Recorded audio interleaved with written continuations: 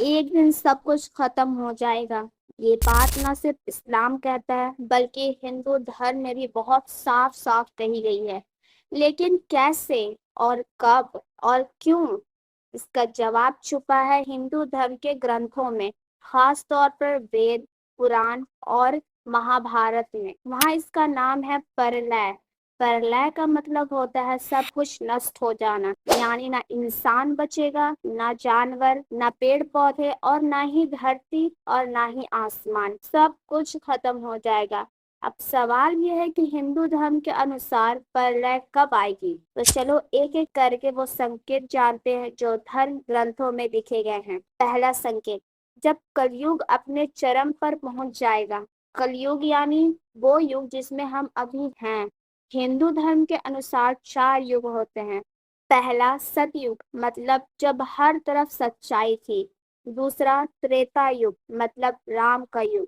तीसरा द्वापर युग, मतलब श्री कृष्ण का युग। चौथा कलयुग, यानी आज का युग।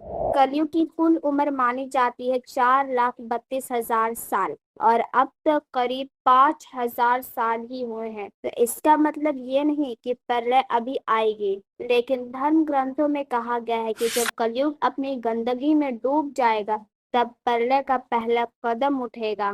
दूसरा संकेत, जब धर्म पूरी तरह से खत्म हो जाएगा। हिंदू धर्म में भागवत पुराण में लिखा है, जब लोग धर्म का मजाक उड़ाएंगे, जब सच्चाई को कोई नहीं मानेगा, जब रिश्ता, इज्जत और इंसानियत नाम की चीज नहीं बचेगी, तब प्रलय करीब होगा। यानी जब लोग झूठ को सच कहने लगेंगे, अधर्म मतलब बुरा काम को सही मानेंगे, रिश्वत, हत्या और वो का आम बात हो जाए, तब समझ लेना चाहिए कि अब धरती का अंत करीब है। तीसरा संकेत, जब पैसा ही धर्म बन जाएगा। धन लोलुपता, पैसे की भूख, मतलब जब इंसान सिर्फ पैसे के पीछे भागेगा तब वो अपने आप को खो देगा। महाभारत में कहा गया है, जब लोग अपने माता पिता की सेवा छोड़ देंगे, जब रिश्ता नहीं पैसा प्राथमिकता बन जाएगा, तब वो समय प्रलय की नींव बनेगा। चौथा संकेत, जब प्रकृति रो पड़ेगी, जब पेड़ काटे जाएंगे, नदियां सूखेंगी और बारिश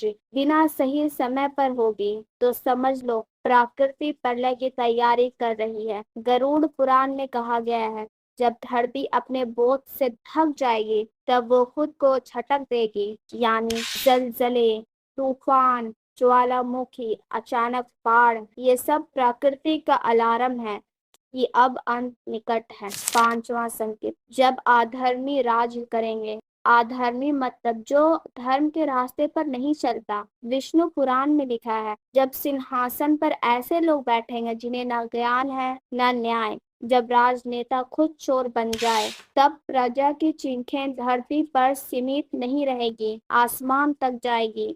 और जब यही अन्याय चरम पर होगा तब कल्कि अवतार का प्रकट होना होगा। छठा संकेत, कल्कि का अवतार। कल्कि मतलब विष्णु का अंतिम अवतार। जैसे इस्लाम में कयामत से पहले ईसा अलैहिस्सलाम के आने की बात है, वैसे ही हिंदू धर्म में कल की अवतार की बात है। ग्रंथों में बताया गया है, एक घोड़े पर सवार योद्धा आएगा जो पूरे अधर्म को नष्ट करेगा। वही इंसान प्रलय की शुरुआत करेगा। यानी जब कल्कि आएगा तब आखिरी युद्ध होगा, धर्म बनाम अधर्म का युद्ध। सातवां संकेत, प्रकृति की वापसी। प्रलय का रूप कई तरह का होगा। पहला जल प्रलय, सब कुछ पानी में डूब जाएगा। दूसरा अग्नि प्रलय, आग हर तरफ फैल जाएगी। तीसरा वायु प्रलय, आंधी तूफान सब उठा ले जाएंगे। चौथा भूमि प्रलय, जमीन फट जाएगी।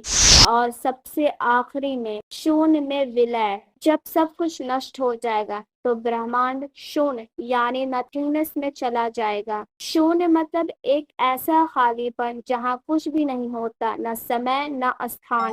यहीं से फिर शुरू होगा नया युग, नया जीवन चक्र। हिंदू धर्म कहता है कि प्रलय एक परिवर्तन है, सिर्फ अंत नहीं, एक नई शुरुआत। लेकिन ये सब होगा तभी जब इंसान खुद को खो देगा, जब इंसान अपने कर्मों से प्रकृति और धर्म दोनों को छोड़ पहुंचाएगा। और यही संकेत है जो हमें पहले से मिलते हैं।